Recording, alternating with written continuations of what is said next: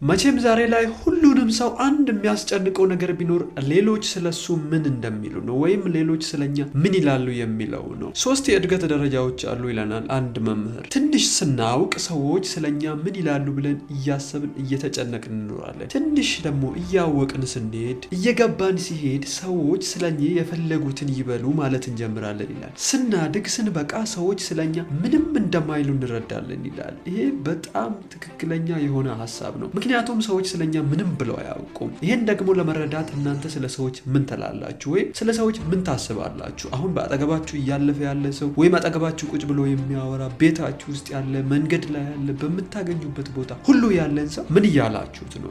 እናንተ ስለዛ ሰው ምንም የምታስቡት ነገር ከሌለ ያም ሰው ሌላም ሰው ስለናንተ ሌላ ምንም የሚያስበው ነገር የለም። ሰዎች ስለኛ ምን ይላሉ የሚለውን ኮንሰፕት 90% ኤግዛጅሬት አድርገው የሚያሳየን አይምሮአችን ነው። ሰዎች ስለኛ ቢሉ 10% ቢሉ ነው። ያንንም የሚሉት እኛ በምናስበው መንገድ አይደለም። ሁሉም በራሱ ሩጫ ላይ፣ ሁሉም በራሱ ጭንቀት ላይ፣ ሁሉም በራሱ ሀሳብ ላይ ነው። ማንም እኛን አስታውሶን ስለኛ የሆነ ነገር የሚል የለም። ከዚህ እስር ቤት አምልጠን በገባን በምንወደው ላይ እንመላለስ።